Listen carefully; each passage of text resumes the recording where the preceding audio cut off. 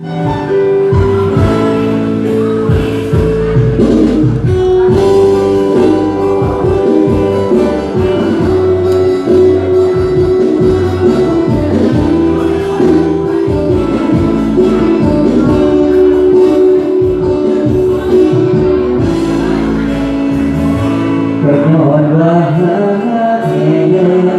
ต่ย้อนว่าแค่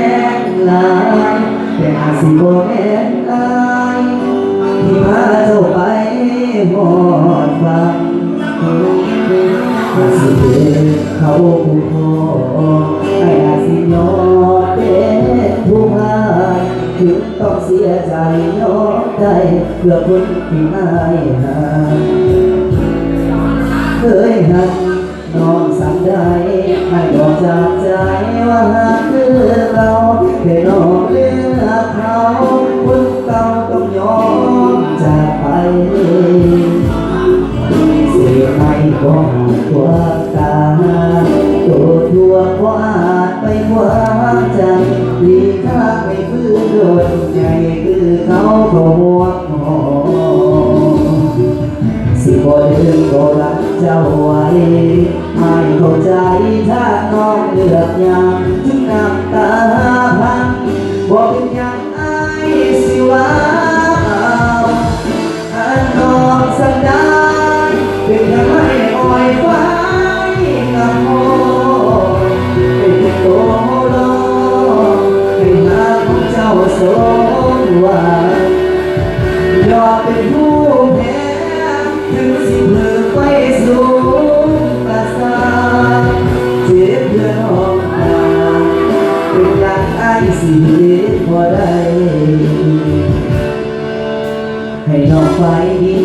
ให้น้องไปดีความสุขถึงไอ้เป็นทุกข์สักใดก็สิอดเอาอวยพรส่งให้คนที่อายหักให้น้องสุขดีกับเขาจากใจเพื่อนที่เขาคงไม่อ่อนฟ้า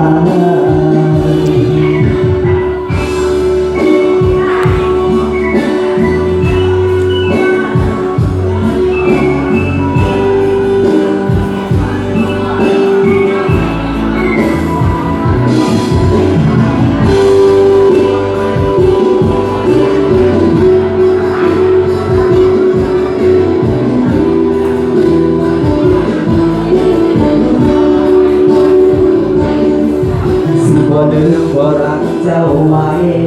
ให้เข้าใจถ้าน้องเลือกอย่างถึงน้ำตาพัง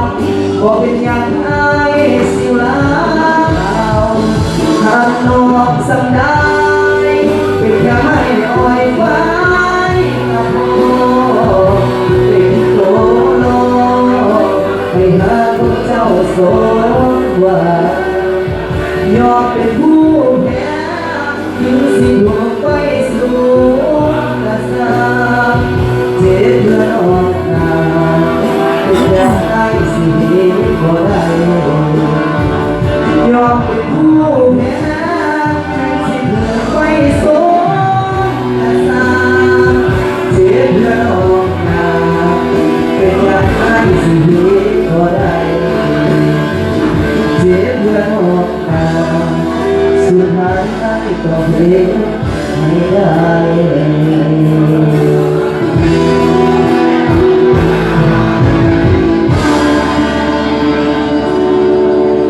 บวชไว้คือฟังคำสา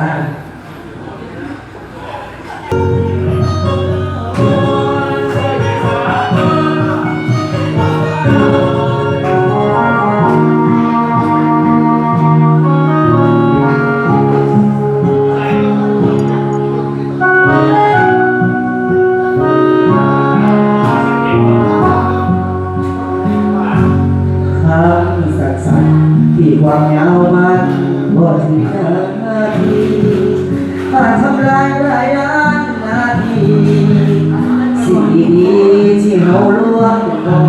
นใจเย็นไว้สาวยังออกมาหุ่นโตบ่รอเรื่องนี้ไอ้สิบ่ลืม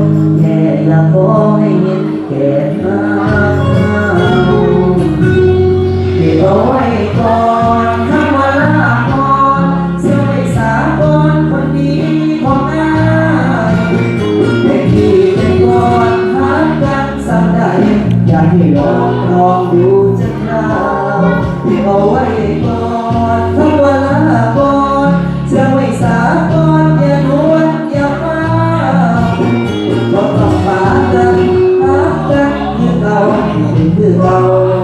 ไอ้ขอให้เจ้ากับคำสาลา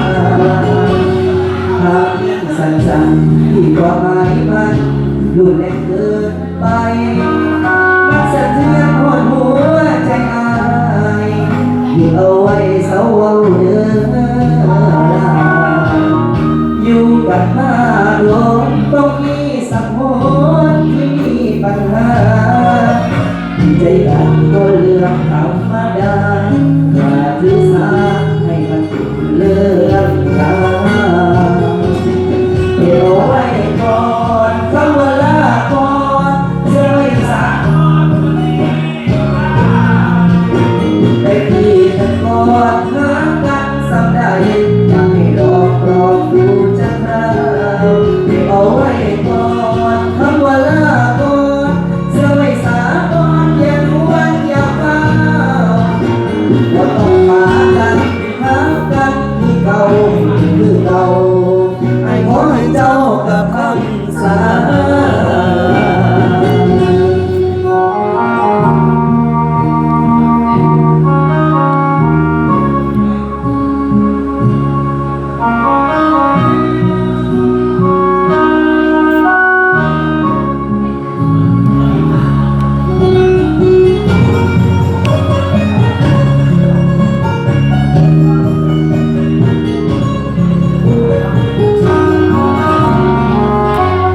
คำสั้นๆที่ความหมายมันรุนแรงเกินไปมันสะเทือนหัวใจอายอยู่เอาไว้เศร้าเอาเด้อลาอยู่กันหน้าโดนต้องมีสักคนที่มีปัญหาใจกันก็เรื่องธรรมดาอย่าถือสาให้กันเป็นเรื่องราวเก็บเอาไว้ก่อนคำว่าลาก่อนเสื้อไม่สาก่อนคนดีของอายเวทีไปก่อนหากันสักได้อยากให้รอดูจะคราวเก็บเอาไว้ก่อนคำว่าลาก่อนเสื้อไม่สาก่อนอย่าด่วนอย่าเฝ้าว่าต้องมากันหากันคือเราไม่ถึงเราไอ้คนที่เจ้ากับ